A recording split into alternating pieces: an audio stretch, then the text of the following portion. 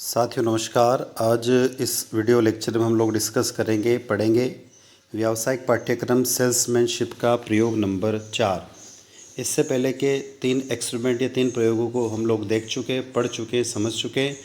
और आपको ये इससे पहले वाले 3 प्रयोग लिखना है, देखना है, समझना है, पढ़ना है, तो आप प्लेलिस्ट में जाकर वहाँ पर आप देख सकते हैं। आज हम बात करें एक्सपेरिमेंट नंबर 4 की, जो आपको अपनी प्रैक्टिकल डायरी में नोट डाउन करना होगा। उद्देश्य दिया हुआ विक्रय कला में बिक्री कोटा के क्षेत्र विकसित करने के लिए गतिविधियों को समझाइए।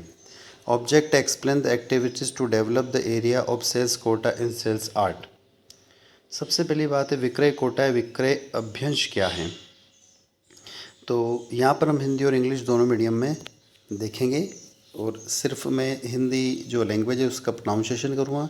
यदि आपका इंग्लिश मीडियम है तो उसको आप वीडियो को रोक कर नोट डाउन कर सकते हैं। प्रत्येक उपक्रम या व्यावसायिक उपक्रम अपने संगठन के विस्तृत उद्देश्य निर्धारित करते हैं, जिनमें से अधिकतम विक्रय भी एक महत्वपूर्ण उद्देश्य होता है। इस उद्देश्य की प्राप्ति के लिए उपक्रम के प्रबंधकों द्वारा विक्रेताओं के तथा विक्रय क्षेत्रों के लिए विक्रय लक्ष्य निर्धारित किए जाते हैं। इन विक्रय लक्ष्यों की प्राप्ति का एक प्रभावी उपाय विक्रय अभ्यंश या विक्रय कोटा होता है। विक्रय कोटा की परिभाषाएं कुछ वैज्ञानिकों के द्वारा अलग अलग दी गई हैं, कुछ विद्वानों के द्वारा अलग अलग दी गई हैं। J.R. डॉबरमैन के अनुसार विस्तृत शाब्दिक अर्थ में कोटा यथाचित रूप में अपेक्षित एक निष्पादन है। विशेषतः यह विक्रय की वह अनुमानित मात्रा है जिसे पूर्व निश्चित समय में एक उद्देश्य के रूप में प्राप्त किया जाता है। एक और विद्वान द्वारा डेफिनेशन दे रखी है। फिलिप कॉटलर के अनुसार विक्रय कोटा किसी उत्पाद पंक्ति, कंपनी, संभाग अथवा विक्रय प्रतिनिधि के लिए निर्धारित विक्रय लक्ष्य हैं। यह प्राथमिक रूप से विक्रय प्रयास की व्याख्या का एक प्रबंधकीय उपकरण है। अब इसकी विशेषताएं क्या है। Features of sales quota. विक्रय कोटे का संबंध निश्चित समय से होता है। विक्रय कोटा प्रबंधन नियंत्रण का साधन है। विक्रय कोटे संस्था के संपूर्ण विक्रय अनुमान का एक भाग होता है। विक्रय कोटा विक्रय पूर्वानुमान पर आधारित होता है। विक्रय कोटा विक्रय लक्ष्य है। विक्रय कोटा परिणात्मक लक्ष्य होते हैं। विक्रय कोटा का निर्धारण विशिष्ट विक्रय संगठनात्मक इकाइयों जैसे विक्रेता, मध्यस्थ शाखा आदि के लिए निर्धारित किया जाता है। विक्रय कोटा विक्रेताओं के कार्य मूल्यांकन के प्रमाप के रूप में प्रयोग होते हैं। विक्रय कोटे बाजार अध्ययन के आधार पर निर्धारित होते हैं। विक्रय कोटे की सफलता शुद्ध व सही सूचनाओं पर निर्भर करती है। विक्रय कोटा उच्च संगठनात्मक स्तरों पर विक्रय प्रदेशों के लिए निर्धारित होते हैं, जिन्हें बाद में जिला स्तर या व्यक्ति विक्रय कर्मचारी को सौंपा जाता है। विक्रय कोटा निर्धारण में उच्च निर्णय क्षमता व प्रशासनिक कौशल की आवश्यकता होती है, जिसके लिए पूर्ण बाजार ज्ञान की आवश्यकता होती है। विक्रय कोटा निर्धारण के प्रमुख सिद्धांत। विक्रय कोटा निर्धारण एक योजनाबद्ध कार्य है। विक्रय कोटा निर्धारण में कुछ सिद्धांतों का पालन आवश्यक है। इस सिद्धांतों के पालन से अभ्यंश यानी कोटा व्यावहारिक हो जाता है, जिन्हें प्राप्त करने में विक्रेताओं की कठिनाइयाँ नहीं आती है तथा वे हताश नहीं होते हैं। ये सिद्धांत प्रमुख हैं। सरल व सुगम विधि। विक्रय कोटा निर्धारित करने की विधि सरल व सुगम होनी चाहिए, ताकि विक्रेता व अन्य संबंधित व्यक्ति उसे आसानी से समझ सकें। व्यावहारिकता। विक्रय कोटा व्यावहारिकता होना चाहिए। उसे ना तो अति उच्च और न अति न्यून होना चाहिए, बल्कि संतुलित हो तो उससे आवश्यकता अनुसार परिवर्तन संभव होता है। स्पष्टता। विक्रय कोटा दुविधा रहित व स्पष्ट हो, जिससे विक्रेताओं को पहले से जानकारी होनी चाहिए। कोटा निर्धारित विक्रय राशि, इकाइयाँ, लाभ की मात्रा आदि के रूप में हो, लेकिन उसमें निश्चित होनी चाहिए। विक्रेता को स्पष्ट होना चाहिए कि उसे किस लक्ष्य को प्राप्त करना है। समता।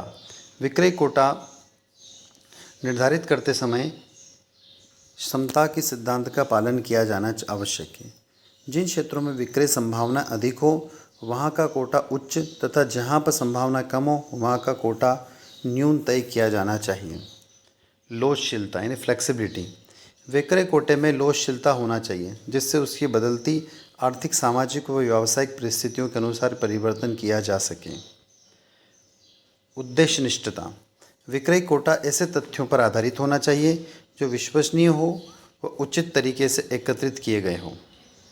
अनुगमन, विक्रय कोटा पद्धति के निरंतर मूल्यांकन की व्यवस्था करके ही सफल बनाया जा सकता है।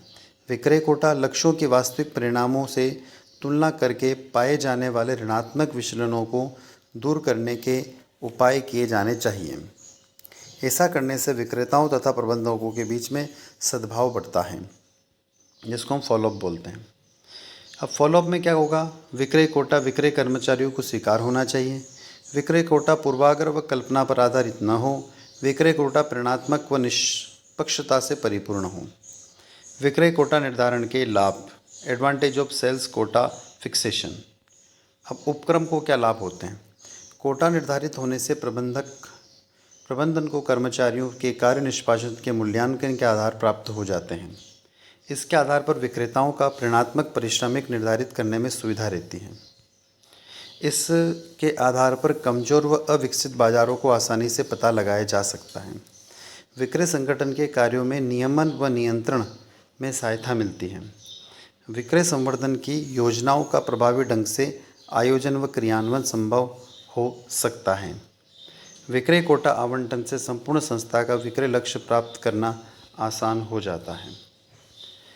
कोटा निर्धारित से विक्रेता का ध्यान लक्ष्य पर केंद्रित रहता है। विक्रय लक्ष्यों की प्राप्ति से लाभों में अभिवृद्धि संभव होती है।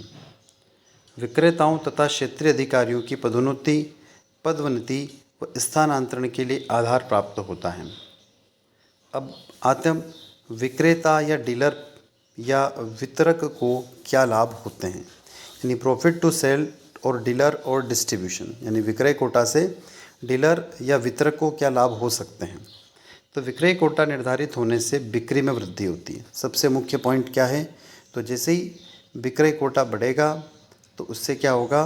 बिक्री में वृद्धि होती है, यानी उस प्रोडक्ट के सेल में वृद्धि होने लगेगी, जिससे उनकी आय बढ़ती है। यानी जो डीलर रहेगा या विक्रेता रहेगा उसकी आय क्या हो जाएगी? इंक्रीज़ हो जाएगी, अर्थात अतिरिक्त पारिश्रमिक, कमीशन आदि प्राप्त कर सकेंगे। मतलब अतिरिक्त पारिश्रमिक का मतलब है कि उनको लाभ ज़्यादा होगा और कमीशन भी उनको ज़्यादा मिलेगा। नेक्स्ट है विक्रेताओं के प्रयासों का उसे पूर्ण प्रतिफल मिलेगा।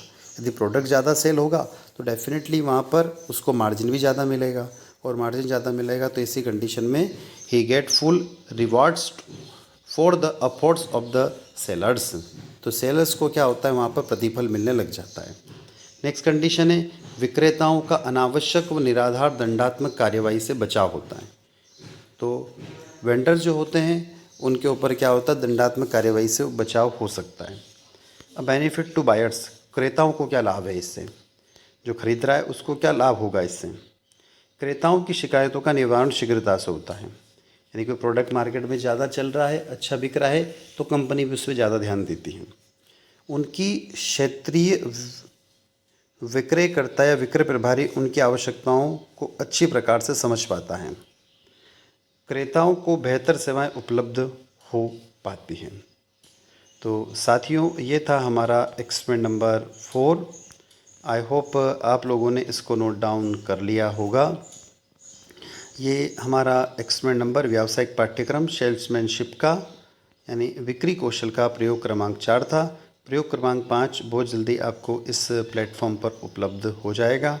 वीडियो अच्छा लगता है तो आप लाइक करें, कमेंट बॉक्स में कमेंट करके हमें बताएं क्या वीडियो आपको कैसा लगा, और साथ ही चैनल पर आप नए तो सब्सक्राइब करें ताकि हमें एक मोटिवेशन मिलता रहे, हम आपके लिए इसी प्रकार से नए नए वीडियो लेकर आते रहें। धन्यवाद साथियों।